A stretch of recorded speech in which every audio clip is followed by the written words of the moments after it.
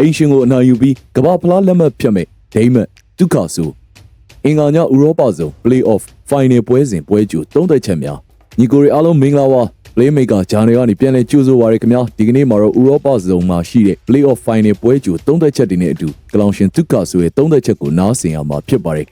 ပထမဦးဆုံးပွဲစဉ်ကတော့ Czech နဲ့ဒိမတ်တို့ရဲ့ည1:15ပဲဖြစ်ပါတယ်ချက်ဟာပြီးခဲ့တဲ့စီမီအိမ်ကွင်းမှာတော့အိုင်ယာလန်ကို2ဂိုးပြည့်ရှုံးခဲ့ရတာနီပြန်လာနိုင်ခဲ့ပေမဲ့ပန်နယ်တီအဆုံးဖြတ်ရောက်မှအနိုင်ရခဲ့တာပါလူမစုံတာတော့ဒိမတ်ကတော့ပြီးခဲ့တဲ့စီမီမှာမြောက်မက်ဆီဒိုးနီးယားကို4ဂိုးပြည့်ကန်နိုင်ခဲ့ပါတယ်အရေးသွင်းတဲ့ကစားပုံနဲ့ပိုတာတဲ့ဒိမတ်ဟာချက်နဲ့နောက်ဆုံးတွေ့ဆုံခဲ့တဲ့3ပွဲစလုံးမှာမရှုံးခဲ့ပဲ2ပွဲနိုင်ထားပါတယ်ဒါကြောင့်ဒီလိုပွဲစဉ်မျိုးမှာတော့ဧည့်သည်အရေးအောက်မှာပဲခိုလုံသင့်ပါတယ်လို့သုံးသပ်ထားတာဖြစ်ပါတယ်ဒုတိယမြောက်ပွဲစဉ်ကတော့ဘော့စနီးယားနဲ့အီတလီည1:15ပြီးခဲ့တဲ့စီမီဝဲလ်မှာပင်နတီအဆုံးအဖြတ်နဲ့ကြော်ဖြတ်နိုင်ခဲ့တဲ့ဘော့စနီးယားဟာအခုနောက်ပိုင်းမှာအတော်မာကျောလာပါတယ်ဂက်တူဆိုလက်ထက်မှာအီတလီရဲ့ရလပိုင်းတိုးတက်လာပေမဲ့ယုံကြည်စိတ်ချရတဲ့ခြေစွမ်းမျိုးမဟုတ်သေးပါဘူးအထူးသဖြင့်ခတ်မာပြိုင်ဘက်တွေနဲ့အဝေးဝင်းဆိုရင်အီတလီအနေနဲ့ခက်ခဲနိုင်ပါတယ်ဒါကြောင့်အီတလီကဧကန်ထားပေမဲ့လည်းအင်ရှင်အားကိုအသုံးချမဲ့အင်ရှင်တို့နဲ့အတူလက်သွဲတဲ့ပွဲစဉ်မျိုးလိုပဲသုံးသပ်ထားတာဖြစ်ပါတယ်ကိုဆိုဗိုနဲ့တူရကီည1:15ကိုဆိုဗိုဟာပြီးခဲ့တဲ့စီမီမှာ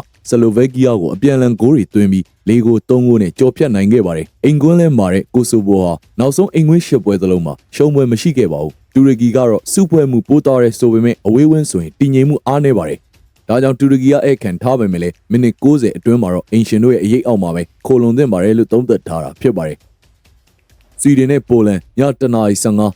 ပြီးခဲ့တဲ့စီမီတုန်းကယူကရိန်းကို3-1နဲ့နိုင်ခဲ့လို့ဆွီဒင်ဟာ6ပွဲဆက်နိုင်ပွဲပြောင်းမှုကိုအဆုံးသတ်နိုင်ခဲ့ပါတယ်အသင်းလိုက်မှာရောမာကျောမှုပိုင်းမှာပါပိုတာတဲ့ပိုလန်ကတော့ပြိုင်ပွဲစဉ်နောက်ဆုံး7ပွဲမှာတပွဲသာရှုံးခဲ့တာဖြစ်ပါတယ်ဒါအပြင်ပိုလန်ဟာ2022 Play-off Final တက်တုန်းကလည်းဆွီဒင်ကို2-0နဲ့ဖြုတ်ခဲ့ပူးတဲ့စိတ်ပိုင်းဆိုင်ရာအားသာချက်တွေလည်းရှိထားတာကိုသတိပြုရပါမယ်ဒါကြောင့်ဆွီဒင်ကဧကန်ထားပေမဲ့လည်းဒီတစ်ချိန်မှာပိုလန်ဒုက္ခပေးတာကိုခံရနိုင်အောင်မလားဆိုပြီးသုံးသပ်ထားတာပဲဖြစ်ပါတယ်နယ်သာလန်ကိုခက်တွေ့စေနိုင်တဲ့ Ecuador ဆိုတဲ့ခေါင်းစဉ်နဲ့အတူဘုံတော်မင်းရဲ့သုံးသက်ချက်ကိုဆက်လက်နားဆင်ရမှာဖြစ်ပါတယ်ပထမအဆုံးခြေစမ်းပွဲကြိုသုံးသက်ချက်အနေနဲ့ကတော့အင်္ဂလန်နဲ့ဂျပန်တို့ရဲ့ည1:15ပါ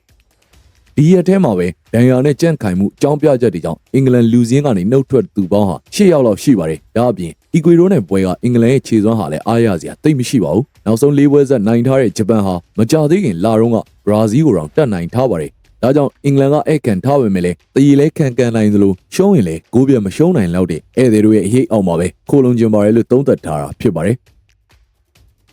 ်ဩစတြီးယားနဲ့တောင်ကိုရီးယားည1:15ရင်းနဲ့လက်ထက်မှာဩစတြီးယားဟာအသင်းကြီးတွေကိုတော့ကောင်းကောင်းရှင်ကစားနိုင်ပါတယ်လက်ရှိမှာလည်းဩစတြီးယားဟာနောက်ဆုံးအိမ်ကွင်း9ပွဲမှာ4ပွဲနိုင်ထားပါတယ်တောင်ကိုရီးယားကတော့ပြီးခဲ့တဲ့ဂျားရက်တုန်းက Ivory Coast ကိုတော့4ဂိုးပြည့်နဲ့ရှုံးထားပါတယ်ဒါကြောင့်ဧကန်ထားတဲ့အင်ရှင်ရဲ့အရေးအောက်မှာပဲခိုလုံကျင်ပါတယ်လို့သုံးသပ်ထားတာပဲဖြစ်ပါတယ်နယ်သာလန်နဲ့အီကွေဒေါည1:15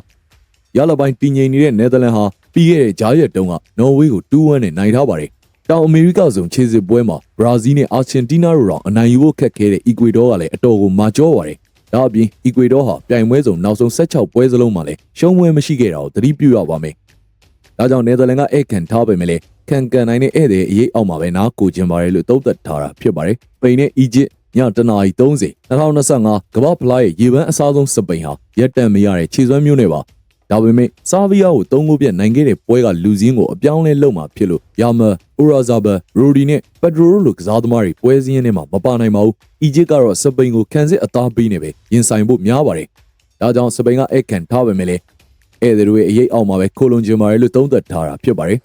နောက်ဆုံးပွဲစဉ်ကတော့အမေရိကန်နဲ့ပေါ်တူဂီတို့ရဲ့မနက်9:30ဖြစ်ပါတယ်ပြီးခဲ့တဲ့ဂျားရက်တုန်းကဘယ်လ်ဂျီယံကို9ပြတ်ရှုံးခဲ့တဲ့အမေရိကန်ဟာပေါ်တူဂီနဲ့ဒီပွဲမှာပိုပြီးတော့ရုံးလာနိုင်ပါတယ်စီရိုနယ်ဒိုနဲ့ဘာနန်ဒိုဆေးဘာတို့မပါနိုင်တဲ့ပေါ်တူဂီကတော့ပြီးခဲ့တဲ့ဂျားရက်မှာမက္ဆီကိုကိုတော့ဘယ်ဟုမကွဲခဲ့ပါဘူးနောက်ဆုံး၄ပွဲမှာအာမေးနီးယားနဲ့တပွဲသာနိုင်ခဲ့တဲ့ပေါ်တူဂီရဲ့လက်ရှိခြေစွမ်းဟာအားရစရာမရှိတာပါဒ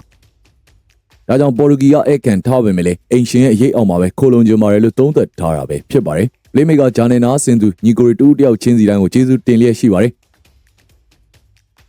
ဒီကနေ့တင်ဆက်ခဲ့တာကတော့နိုင်ငံတကာခြေစမ်းပွဲတွေနဲ့အတူဥရောပဇုံ Play-off Final ပွဲကြိုသုံးသက်ချက်တွေပဲဖြစ်ပါတယ်ညီကိုရီအားလုံးလည်းအကြိုက်တွေ့တဲ့ပွဲစဉ်တွေနဲ့အတူကောင်းသောနေ့ရက်တွေပိုင်ဆိုင်မှုမျှော်လင့်ပါတယ်နောက်ဆုံးရပွဲကြိုသုံးသက်ချက်တွေနဲ့သတင်းချက်လက်တွေကိုအချိန်မီသိရှိဖို့အတွက်လည်း Playmaker ရဲ့ Telegram Channel မှာလာရောက်ကြိုတင်ဖတ်ရှုလို့လည်းရပါတယ်အားလုံးကိုစိတ်နှပြရှင်လန်းချမ်းမြေ့ကြပါစေကျွန်တော်တင်ဆက်သူထင်လင်းဖြစ်ပါတယ်ကျေးဇူးတင်ပါတယ်